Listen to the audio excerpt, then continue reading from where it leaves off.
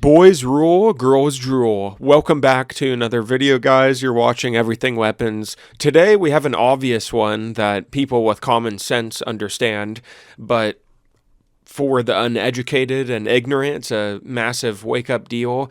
But it's the fact that men are the fighters, men are better at fighting than women, and currently in war for every single country and its special forces, it's completely male in every single country, at least for the combat.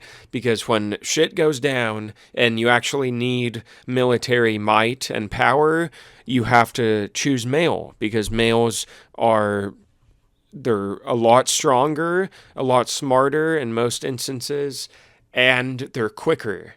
So, stronger, smarter, and faster than women. And this is a white pill or a black pill, depending on how you look at it. But a black pill if you're a feminist who's triggered right now. But let's get into the details of the actual special forces of each nation.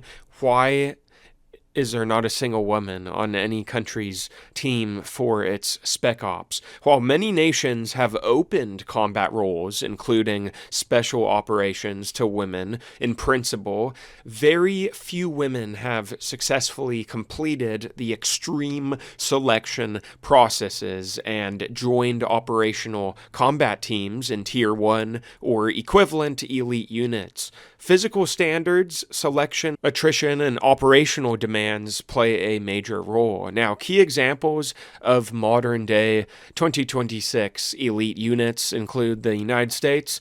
America has its Navy SEALs, Delta Force, Marine Raiders, and standards are not lowered. So a handful of women have passed some selection pipelines, a few Army Special Forces, Q course graduates, Ranger School, or support roles, but as of recent data, 0 or near 0 women actually serve in operational SEAL teams or Delta Force combat roles for America, and very low numbers attempt the pipelines, and completion rates are extremely low, if not impossible, because it's just a fact. It's just biology. Accept it, and you won't be harmed. Men are stronger, smarter, and faster. Can there be the super rare, exceptional woman that might be able to keep up with males? Maybe.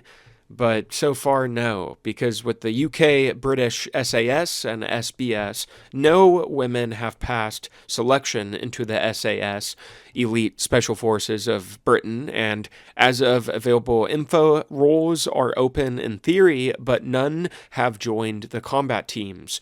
Most other Tier 1 units include similar elite forces in France, Germany, Poland, Russia, China, and many other countries have exclusively only males, only guys, only the men in direct action combat roles. Notable exceptions and progress: Norway's Hunter Troop, the world's first all-female special operations unit, established in 2014.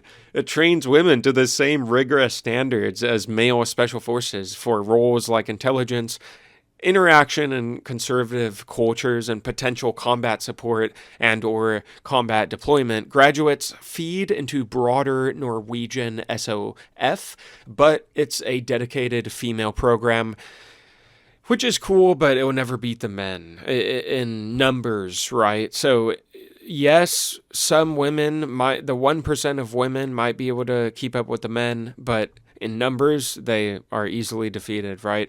But other countries like Canada, Australia, and Sweden have full legal access to special operations, with some women in mixed units or support, but extremely rare in the tip of the spear combat teams that see actual combat and frequent high-intensity action, where countries need military soldiers to commit power, commit might, and succeed in operations and missions, right? We're not going to rely on the women. Why would you do that? Men are better at fighting. They're the fighters. They're the warriors. That's how life has always been. And that's how it is for most animals, most organisms. That's how it is. The man is the fighter. And with humans, it's especially obvious, right? And this will trigger all the feminists, but I don't care because it needs to be said. Combat roles and special forces are for men. It shouldn't be offensive to someone to say that why would countries trust women on the front lines in combat? They're not going to be able to carry as good if a special forces soldier was hit, if you're downed. And if you look at female police and female soldiers broadly, not a good reputation, right? They shoot people, kill people left and right. It's dangerous, cute, but dangerous.